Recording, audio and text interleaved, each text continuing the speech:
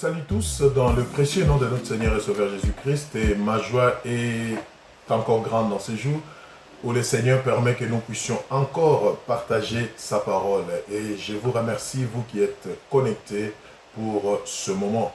Que Dieu soit loué. Nous allons prier avant de commencer. Seigneur notre Père, merci pour ce moment. Parle à nos cœurs et que ta parole nous guérisse, nous libère, nous instruise et nous sauve. Dans le nom puissant de Jésus, nous te le demandons. Amen. J'espère que vous allez bien dans vos maisons et que la grâce de Dieu est votre partage. Alors, nous voulons parler d'un thème intéressant que nous intitulons comme suit « Qui m'a touché ?» C'est une interrogation, bien sûr, vous l'aurez compris. Qui m'a touché? Nous prenons notre première lecture dans les livres de Marc 5, du 25e verset au 34e. Donc, Marc 5, du premier verset au 34e.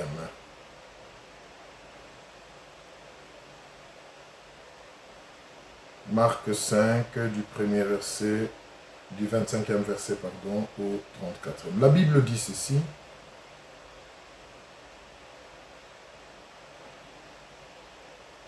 Vous avez tout vrai, j'espère, on va lire ensemble. Or, il y avait une femme atteinte d'une perte de sang depuis 12 ans.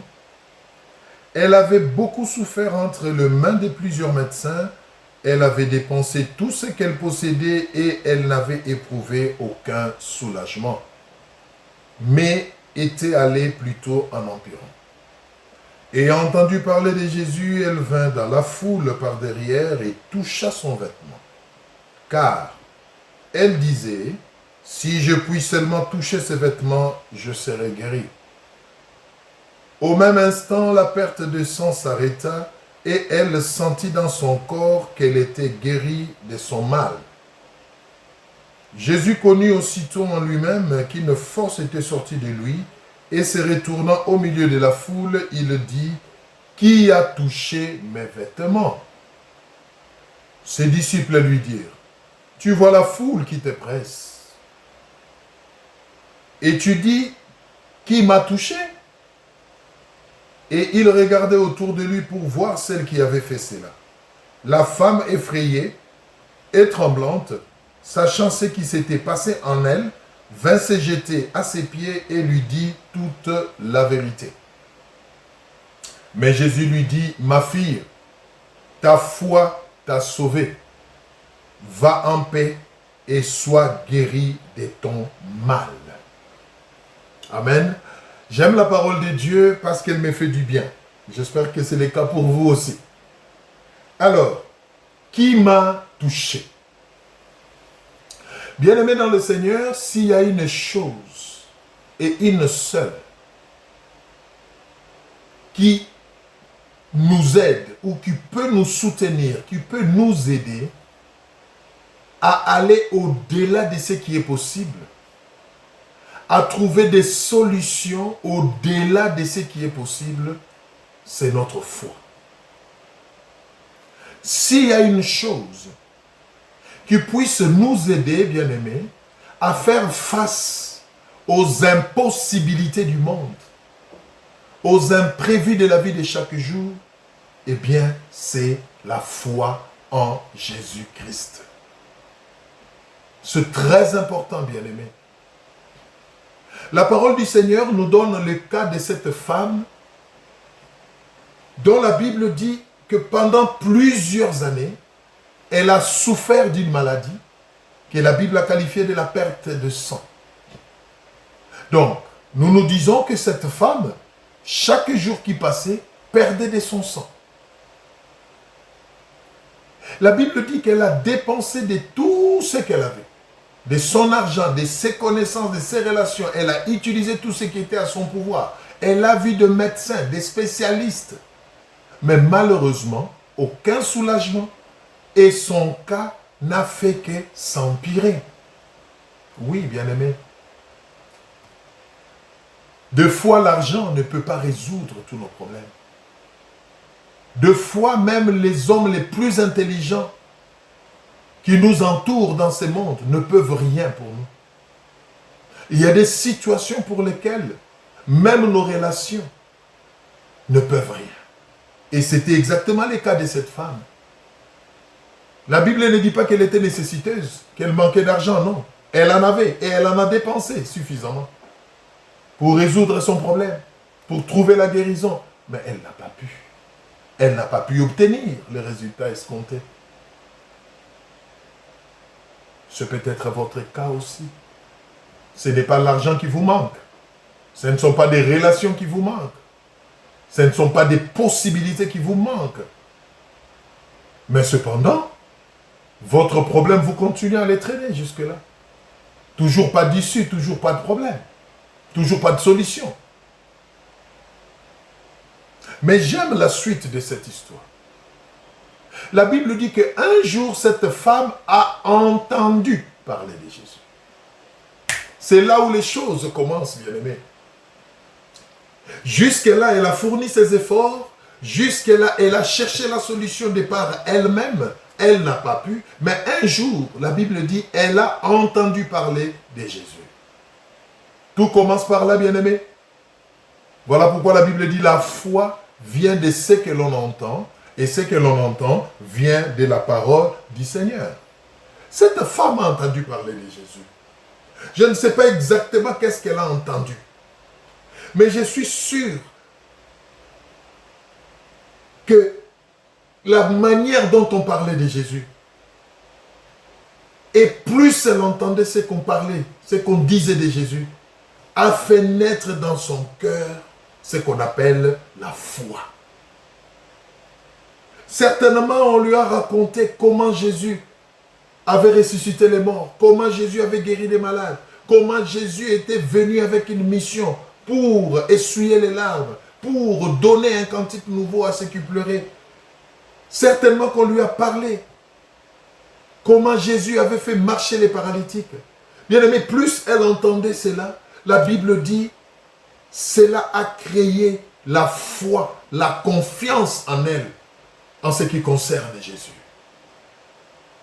Et cette foi était tellement forte et grande en elle que ça l'a amenée à une dimension exceptionnelle où elle s'est dit, je suis convaincu que malgré le temps que mon problème a pris, malgré tout ce que j'ai pu dépenser sans aucun soulagement, cet homme tel que j'entends parler de lui, je n'ai même pas besoin de le voir.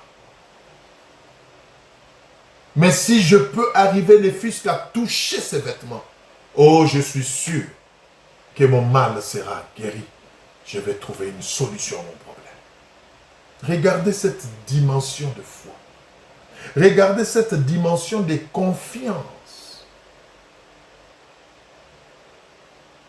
Aujourd'hui, vous entendez parler de Jésus aussi, n'est-ce pas? Aujourd'hui, nous vous racontons aussi ce que Jésus est capable de faire. Aujourd'hui, nous vous disons aussi qu'il est le même hier, aujourd'hui et éternellement. Ma prière est que cela produise en vous, comme ce fut le cas pour cette femme, la foi pour votre miracle aujourd'hui, pour la solution à votre problème aujourd'hui. Cette femme s'est dit donc que si je peux toucher les fils qui sont vêtements, je serai guéri. Et la Bible dit, elle ne s'est pas arrêtée là. Après avoir nourri sa foi, elle s'est levée pour poser les actes. Une deuxième dimension. Quand nous lisons dans Hébreux 11, 1, la Bible nous dit la foi est une ferme assurance dans les choses qu'on espère. Mais la Bible ne s'arrête pas là. Il y a une deuxième paire de manches qui dit et la démonstration des choses qu'on ne voit pas. C'est exactement ce que cette femme a fait. Elle a entendu parler de Jésus, cela a fait naître la foi en elle. Elle a eu une ferme assurance que la solution à son problème était en Jésus.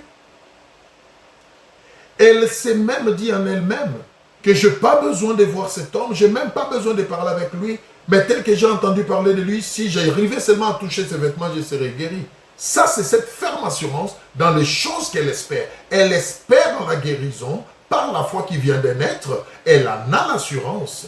Mais elle ne s'est pas arrêtée là. La Bible dit, elle s'est levée pour poser des actes. C'est-à-dire, elle s'est levée pour aller vers Jésus afin d'expérimenter cette ferme assurance qu'elle a eue dans son cœur. Bien-aimé, c'est peut-être ça votre problème jusqu'aujourd'hui. Vous vous dites, j'ai la foi. Vous vous dites, je crois que c'est possible avec le Seigneur. Vous avez cette ferme assurance dans votre cœur. Mais il y a peut-être une chose que vous n'avez pas encore faite. C'est que vous ne vous êtes pas encore levé. Vous n'avez pas encore pris la décision de vous lever et de commencer la marche pour expérimenter cette foi. Vous n'avez pas encore levé l'option de vous lever pour démontrer ces choses. C'est souvent cette deuxième dimension qui manque à beaucoup de gens. Vous voyez? Mais la Bible dit, cette femme s'est levée et elle a commencé à aller vers Jésus. Mais il y avait un obstacle, il y avait un problème sérieux, c'est que Jésus était entouré d'une foule nombreuse qui le pressait de part et d'autre. Et cette pauvre femme avec la perte de sang, certainement qu'elle ne pouvait pas être si rapide, si méticuleuse que les autres. Mais la Bible dit, elle a faufilé dans la foule, elle s'est arrangée pour arriver à toucher les vêtements de Jésus, tel qu'elle s'était dit dans son cœur, bien-aimé. La foule c'est le monde. La foule c'est les hommes. La foule c'est l'église. Nous allons tous à l'église. Nous prions tous, bien-aimés. Mais chacun est impacté par la puissance de Dieu selon la mesure de la foi qu'il démontre.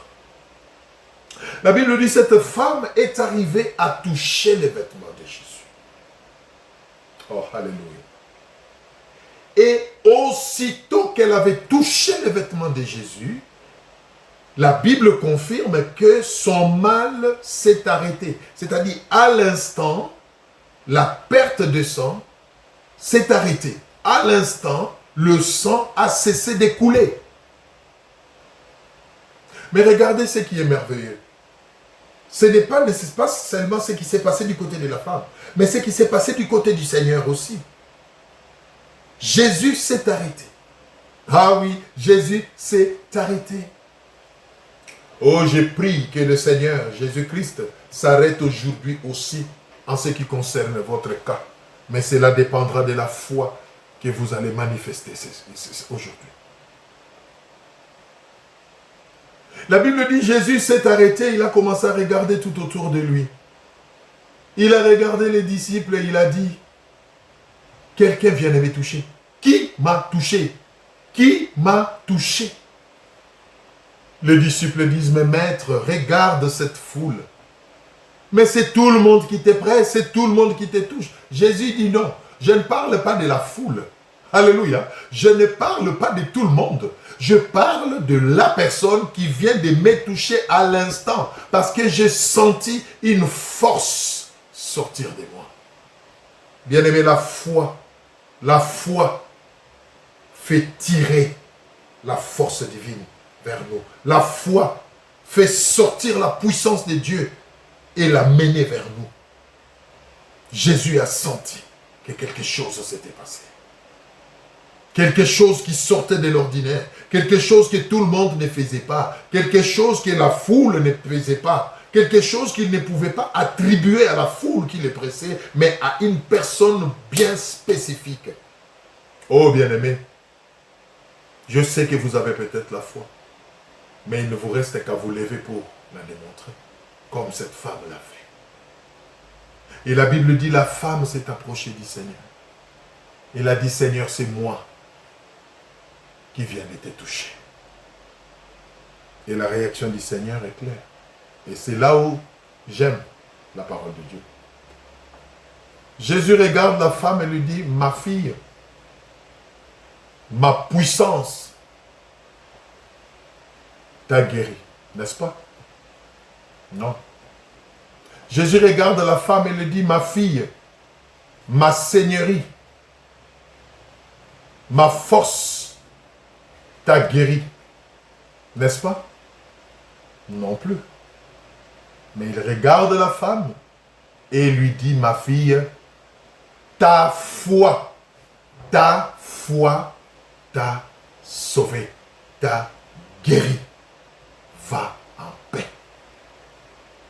Bien-aimé, je vais m'arrêter par là pour dire une chose. Tu dois être en mesure de toucher Jésus.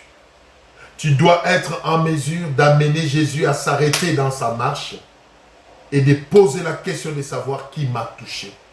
Tu dois être en mesure d'amener Jésus à sentir une force sortir de lui à cause de ta foi. Jésus ne guérissait pas. Jésus ne résolvait pas les problèmes des gens parce qu'il était puissant. Non. Mais il le faisait parce que la foi que témoignaient ces gens permettait à sa puissance d'agir et de se concrétiser. Qui m'a touché? Est-ce que le Seigneur peut aujourd'hui poser la question de savoir qui m'a touché et que vous soyez en mesure de lui dire, Seigneur, c'est moi, comme cette femme l'a fait? Est-ce que vous êtes en mesure de faire la folie avec Dieu? Oui, c'est une folie cette fois. Croire qu'en touchant le vêtement de Jésus, parce qu'on a entendu parler de lui, va me guérir de mon mal. C'est une folie pour celui qui ne croit pas.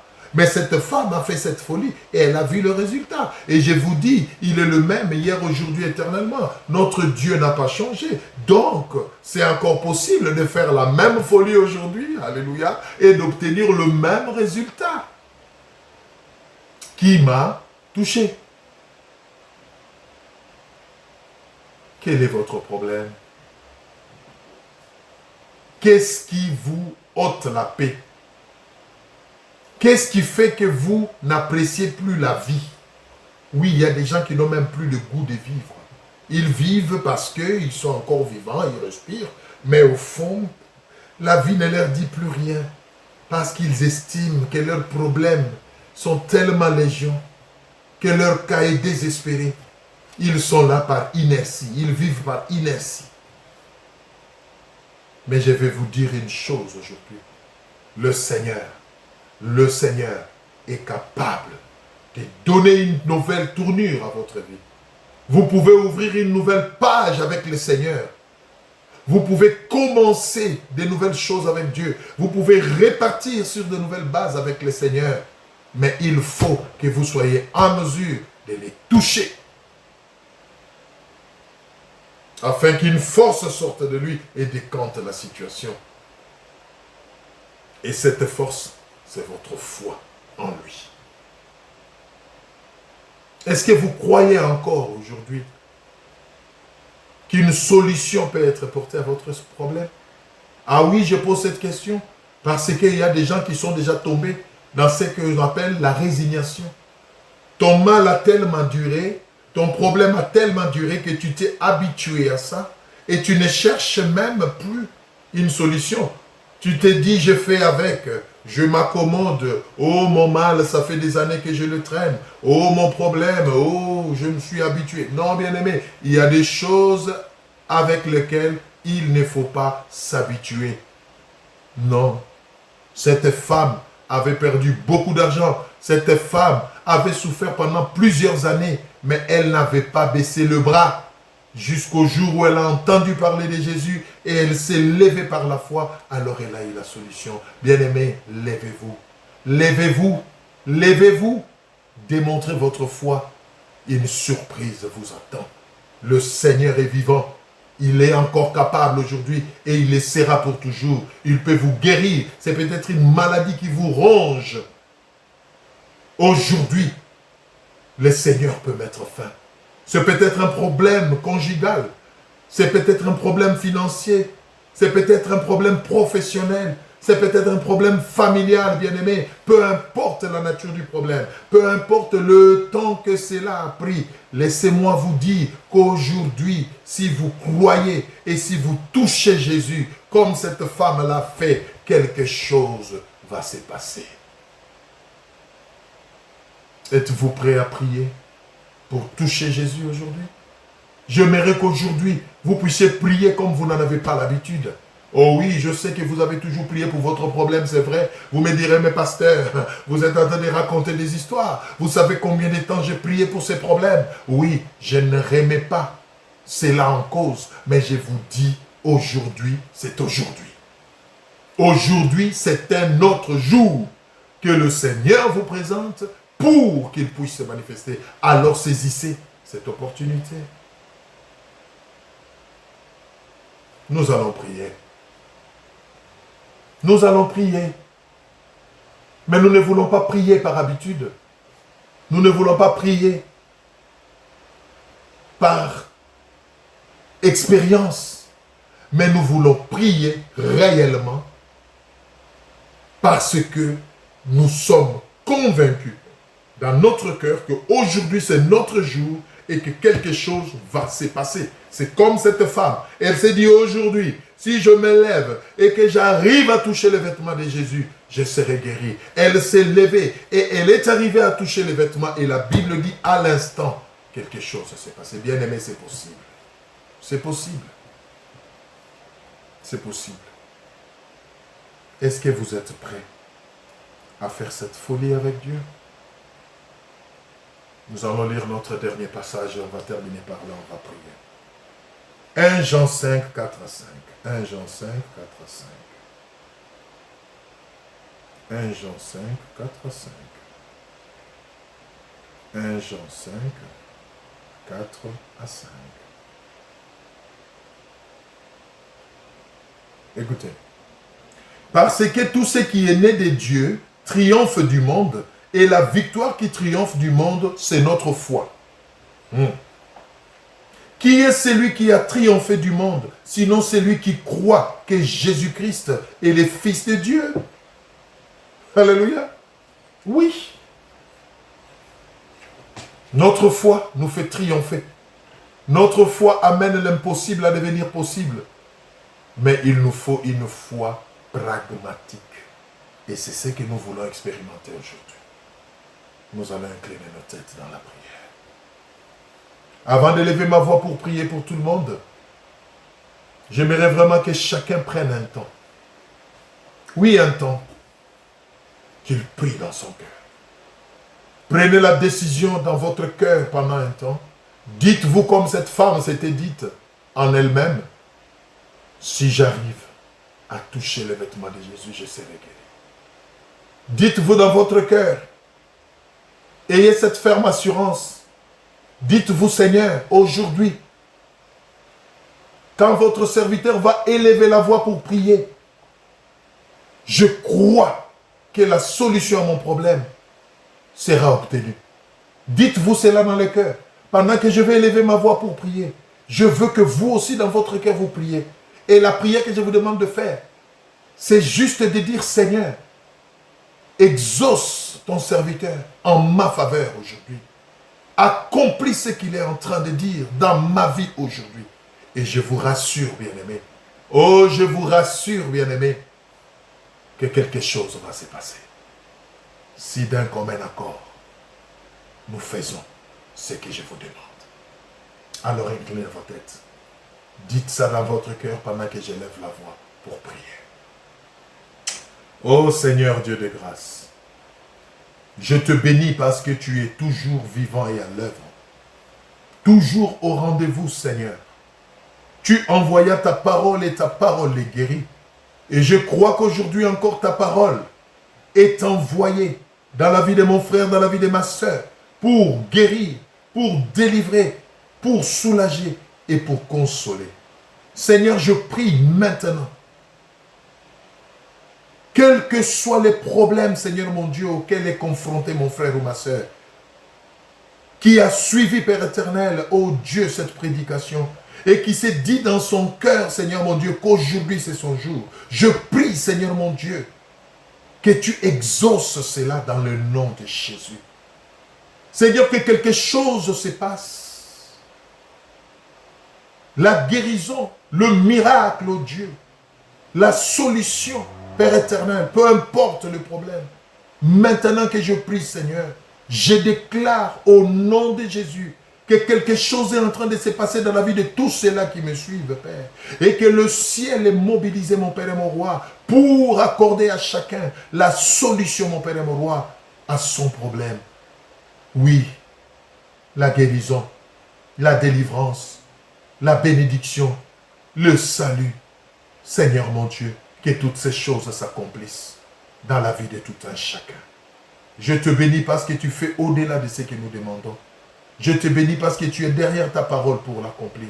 Fais-le, Seigneur, pour ta gloire. Merci parce que tu m'as toujours exaucé. Que toute la gloire te revienne. Au nom puissant de Jésus-Christ. Amen.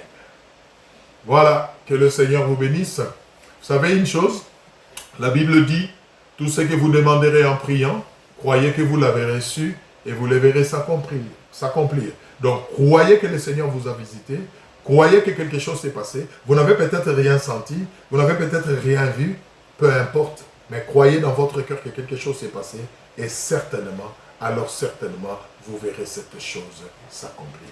Que le Seigneur vous bénisse.